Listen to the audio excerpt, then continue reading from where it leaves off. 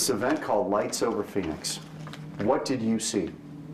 Well, I saw a huge craft just kind of come right over Squaw Peak. That was, it was just breathtaking.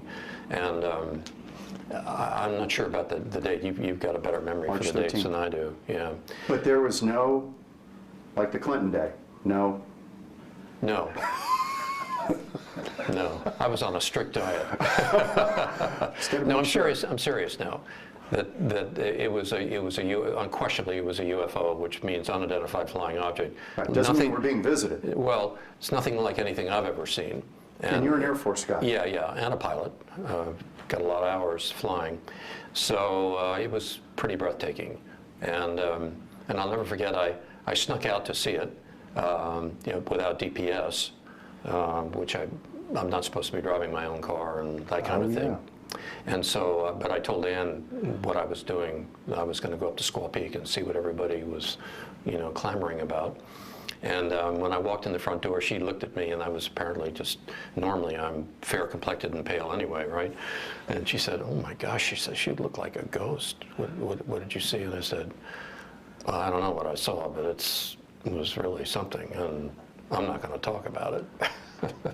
And wow. So, did it frighten you? No, I think I was kind of in awe, really, How big?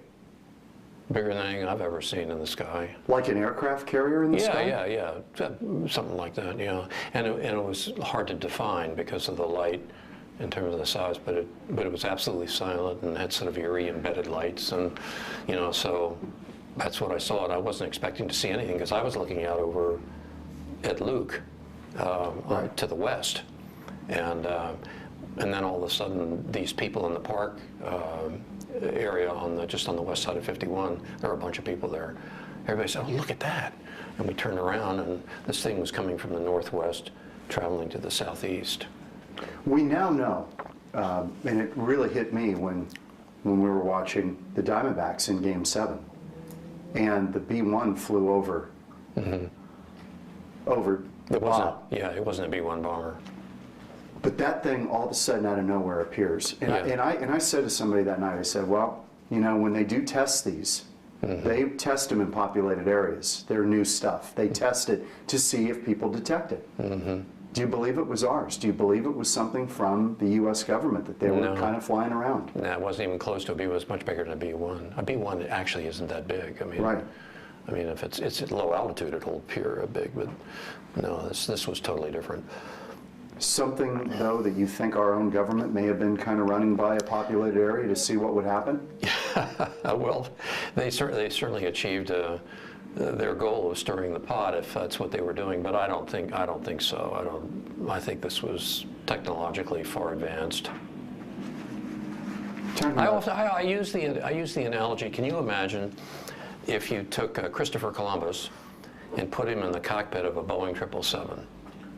What his reaction would be? He wouldn't understand it. He would be convinced that this is something from another world, Is that what? And I think I really believe that. I believe that. But I've always been open to that. We're not alone in the universe.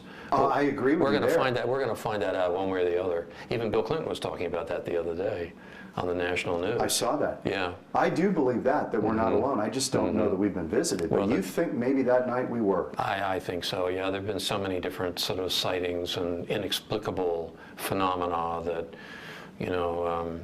but the disparity in terms of technological progress would be so vast that we would be, I think, of sort of no consequence to whoever is visiting us, because the technology to get here would be just beyond anything we could imagine. Did it hover? No, it was just going in a straight line. Slow pace? Yeah, slow pace, yeah. And then, there were all the sightings. Flares. There were the sightings of the America West plane coming into Sky Harbor, said he could have landed on it. It was enormous. Yeah. Like an aircraft carrier in the sky? Is that about as close as I think that's a fair description, oh my God. Yeah. I'm Fife Symington. In 1997, during my second term as governor of Arizona, I saw something that defied logic and challenged my reality. I witnessed a massive delta-shaped craft that silently navigated over the Squaw Peak area in North Phoenix in the evening, and it was truly breathtaking. To my astonishment, it appeared to be a solid structure. It was huge. It had a very distinctive leading edge with huge embedded lights in it. And it was just traveling quietly, made no sound, through the Arizona night sky.